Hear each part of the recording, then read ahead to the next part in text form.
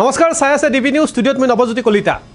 দীপাৱলী গ'ল আৰু দীপাৱলী যোৱাৰ পিছতে এখন চৰকাৰী বিদ্যালয়ৰ কিছু কাণ্ডই এতিয়া পোহৰলৈ আহিছে হেহতীয়াভাৱে চৰকাৰে গৰখা পথা সম্পূৰ্ণৰূপে বন্ধ কৰিছে বৰ্তমান সময়ত মাদ্ৰাছা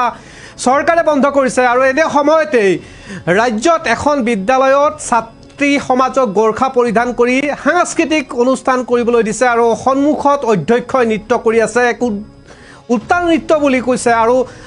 এতিয়া সচেতন মহলে এই বিষয়টোক লৈ বিভিন্ন ধৰণৰ প্ৰতিক্ৰিয়া কৰা দেখা পোৱা গৈছে ডিবি নিউজত কেমেৰাত বন্দী হৈ পৰিছিল সমগ্ৰ দৃশ্যাংশ সকলো দেখাম ডিবি নিউজৰ দৰ্শকসকলক যে ৰাজ্যত এইবাৰ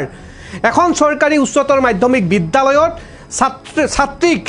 বৰখা পিন্ধাই নৃত্য কৰিলে সাংস্কৃতিক অনুষ্ঠানত যি সময়ত চৰকাৰে সম্পূৰ্ণৰূপে বৰখা পথাৰ বিৰোধিতা কৰিছে ছাত্ৰ ছাত্ৰীক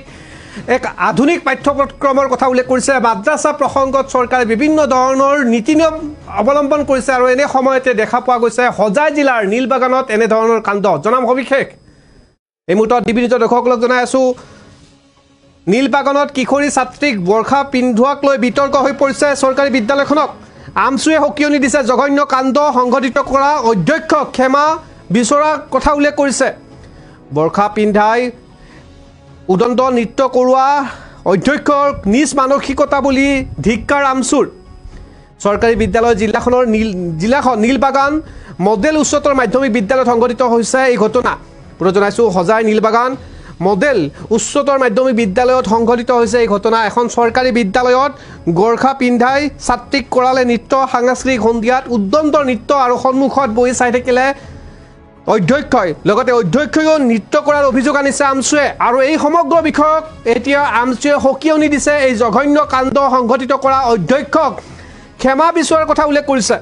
কিছু দৃশ্যাংশ দেখাবলৈ চেষ্টা কৰিম কেনেধৰণে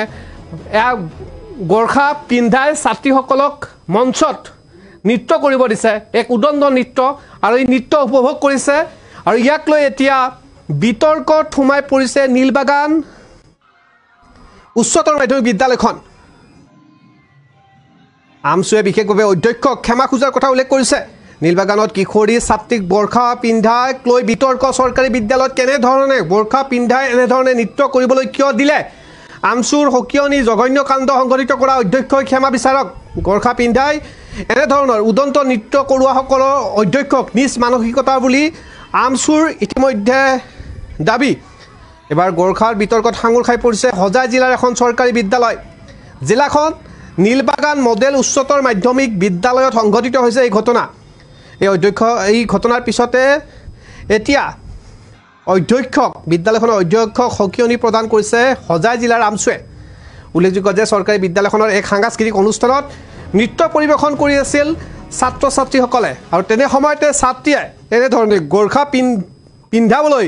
বাধ্য কৰোৱাৰ অভিযোগ আহিছে অধ্যক্ষগৰাকীৰ বিৰুদ্ধে ছাত্ৰীসকলে অভিযোগ কৰিছে যে অধ্যক্ষই এনেধৰণে গৰখা পিন্ধি নৃত্য কৰিব দিছে এই অভিযোগৰ পিছতে ইতিমধ্যে আমচু সৰব হৈ পৰিছে আৰু এনে কাণ্ডৰ বাবে অধ্যক্ষ বৰভূঞাক নিজৰ সংকীৰ্ণতাৰ পৰিচয় দেখাই কিশোৰীসকলক ছাত্ৰ ছাত্ৰীসকলক বৰখা জাপি দিয়াৰ প্ৰয়াস কৰিছে বুলি মন্তব্য কৰিছে আমচুৰ হোজাই জিলা সভাপতি কবিৰ আহমেদ লস্কৰে প্ৰেৰণ কৰা বিজ্ঞপ্তিতে ছাত্ৰীসকলক বৰখা পিন্ধাই ডিজে গীতত নৃত্য কৰোৱা অধ্যক্ষগৰাকীৰ মানসিকতাক ধিক্কাৰ জ্ঞাপন কৰিছে লগতে ৰাজহুৱাভাৱে ক্ষমা খোজাৰ কথা উল্লেখ কৰিছে যি সময়ত চৰকাৰ প্ৰশাসন শিক্ষা বিভাগ সম্পূৰ্ণৰূপে আধুনিকতাৰ শিক্ষাৰ পিনে গতি কৰাৰ কথা উল্লেখ কৰে আৰু যি সময়ত গৰখা পথা সম্পূৰ্ণৰূপে বন্ধ কৰাৰ পক্ষপাতিত্বত শিক্ষা বিভাগ আৰু তেনে সময়তে দেখা পোৱা গৈছে হোজাই জিলাৰ নীলবাগান উচ্চতৰ মাধ্যমিক বিদ্যালয়ৰ একাংশ ছাত্ৰীক অধ্যক্ষই গৰখা পিন্ধাবলৈ বাধ্য কৰোৱা ঘটনা আৰু এনেধৰণৰ ক্ষমা কৰিব জঘন্য ঘটনা সংঘটিত হৈছে এতিয়া হোজাই জিলাৰ নীলবাগান উচ্চতৰ মাধ্যমিক বিদ্যালয়ত আৰু অধ্যক্ষগৰাকীক ৰাজহুৱাভাৱে ক্ষমা খোজাৰ দাবী জনাইছে আমচুৱে অন্যথা এনে কাৰ্যৰ বিৰুদ্ধে প্ৰতিবাদ কৰাৰ কথা উল্লেখ কৰিছে কিছু দৃশ্যাংশ দেখাবলৈ চেষ্টা কৰিম কেনেধৰণে মঞ্চত এনেধৰণে নৃত্য কৰিব দিছে আৰু সন্মুখত অধ্যক্ষ বহি আছে আৰু কিছু ভিজুৱেল আছে যিসমূহ ভিজুৱেলত আপোনালোকে প্ৰত্যক্ষ কৰিব যে অধ্যক্ষগৰাকীয়েও ডিজে গীতৰ নৃত্যত একেলগে নৃত্য কৰা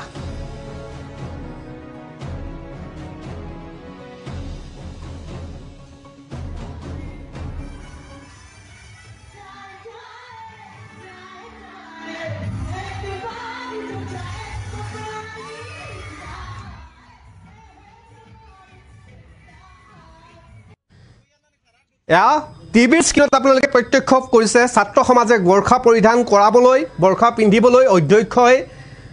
জোৰ কৰিছে আৰু অধ্যক্ষই তাৰ পিছত ডিজে গীতৰ তালে তালে নৃত্য কৰা দেখা পোৱা গৈছে। হোজাই জিলাৰ নীলবাগান উচ্চতৰ মাধ্যমিক বিদ্যালয়ৰ বিৰুদ্ধে আহিছে এই অভিযোগ আৰু এই অভিযোগৰ পিছতে ইতিমধ্যে মুখ খুলিছে আমছুৱে। আমছুৰ কিছু মন্তব্য আছে, বিষয়ববীয়া সেই মন্তব্য শুনাই লৈছোঁ ডিবি নিউজৰ দৰ্শকসকলক।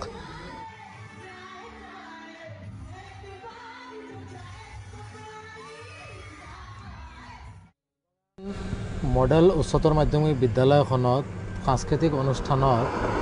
নৃত্য নামত যি উদ্ভণ্ডালি দেখা পালোঁ, অত্যন্ত দুৰ্ভাগ্যজনক, নিন্দনীয়। কাৰণ দেখা গৈছে যে এই নৃত্যৰ জৰিয়তে ইছলাম ধৰ্মাৱলম্বী লোকসকলৰ মহিলাসকল যি পোচাকক সমগ্ৰ মুছলিম জাতিয়ে সন্মান কৰে, আদৰৰ পোচাক মহিলাসকলে পৰিধান কৰে বুৰ্খা, সেই বুৰ্খা পৰিধান কৰি পেলাই উদ্ভণ্ডালি কৰাই এক উশৃংখল এক পৰিৱেশৰ সৃষ্টি কৰিছে। শৈক্ষিক অনুষ্ঠানত যেনেধৰণে শিক্ষা পাঠদান দিয়া হয়, ঠিক অনুৰূপ ধৰণে খেলৰ দিশত সাংস্কৃতিক জগতৰ লগতো জড়িত একাংশ অনুষ্ঠান আমছুৱে বিগত দিনত সমৰ্থন কৰিছে, কাৰ্যসূচী হাতত লৈছে। কিন্তু এটা কথা স্পষ্ট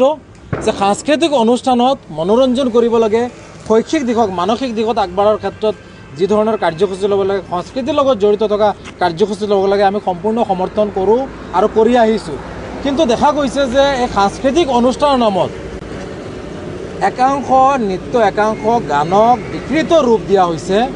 আৰু ডিজে নৃত্যৰ নামত বিকৃত ৰূপত বুৰ্খা পৰিধান কৰি পেলাই যিটো সাজ মুছলিম মহিলাসকলৰ বাবে সন্মানীয় বা আদৰৰ, সেই বুৰ্খা পৰিধান কৰি পেলাই নৃত্যক বিকৃত ৰূপ দি পেলাই উদ্ভণ্ডালি নৃত্য কৰোৱাই ডিজে গানত যি ধৰণে উদ্ভণ্ডালি কৰোৱা হৈছে আৰু নাচ গান কৰোৱা হৈছে। আৰু অত্যন্ত তাৎপৰ্যজনক বিষয়টো হ'লে সেই একে সময়তে মঞ্চৰ কাষতে সেই অধ্যক্ষ ফাইজ মহম্মদেও তেওঁলোকৰ লগত এই গানৰ ডিজে গানৰ লগত মতলীয়া হৈ জঁপিয়াই নৃত্যত ব্যস্ত হৈ আছে। এই ধৰণৰ যি কাৰ্য কৰিছে সেই কাৰ্যৰ বিৰোধিতা কৰিছোঁ, নৃত্যক বিকৃত কৰাৰ আমি বিৰোধিতা কৰিছোঁ। ইছলাম ধৰ্মাৱলম্বী লোকসকলক এই বুৰ্খাক অপমান কৰা হৈছে, মহিলাসকলক চূড়ান্তভাৱে অপমান কৰিছে। গতিকে সেই যি নিকৃষ্ট কাণ্ড, জঘন্য কাণ্ড, নিজ মানসিকতাৰ কাণ্ড, সেই কাণ্ডৰ আমি বিৰোধিতা কৰিছোঁ। সাংস্কৃতিক অনুষ্ঠান হ'ব লাগে, সুন্দৰভাৱে হ'ব লাগে, সকলোৱে সমৰ্থন কৰিব পৰা হ'ব লাগে। সাংস্কৃতিক অনুষ্ঠানৰ নামত ইছলাম ধৰ্মাৱলম্বী লোকসকলক অপমান কৰা, বুৰ্খাক অপমান কৰা কাৰ্য আমছুৱে কোনো কাৰণতে সহ্য নকৰে। ডিজে নৃত্যৰ নামত মঞ্চত জঁপিওৱা, চিঞৰ বাখৰ কৰা পৰিলক্ষিত হৈছে কিছু একাংশ ছাত্ৰীৰ জৰিয়তে। সৰু ছাত্ৰীসকলক এই ক্ষেত্ৰত উচতনি দিছে সেই বিদ্যালয়খনৰ অধ্যক্ষ তথা একাংশ শিক্ষকসকলে। আমি এই সমগ্ৰ যি কাণ্ড সংঘটিত হৈছে আমি অত্যন্ত নিন্দা জনাইছোঁ, তীব্ৰ ভাষাৰে গৰিহণা দিছোঁ। আৰু এই ক্ষেত্ৰত দেখা গৈছে বিগত দিনতো এই বিদ্যালয়খনৰ সাংস্কৃতিক অনুষ্ঠানত যিগৰাকী অধ্যক্ষ ফাইজ মহম্মদ বৰভূঞা, এই অধ্যক্ষগৰাকীয়ে সাংস্কৃতিক অনুষ্ঠানত বিভিন্ন ধৰণৰ উদ্ভণ্ডালি মঞ্চত উঠি পেলাই জঁপিয়াই থকা কণ ছাত্ৰ ছাত্ৰীসকল, অভিভাৱকসকলৰ সন্মুখত উশৃংখল পৰিৱেশৰ সৃষ্টি কৰা দেখা যায়। সামাজিক মাধ্যমত ভিডিঅ' আছে। গতিকে এই যি কাণ্ড সংঘটিত কৰিলে, শেহতীয়াকৈ বুৰ্খাক লৈ যিধৰণে কাৰ্য সংঘটিত কৰিলে, সমগ্ৰ ইছলাম ধৰ্মক অপমান কৰিছে, সমগ্ৰ ইছলাম ধৰ্মাৱলম্বী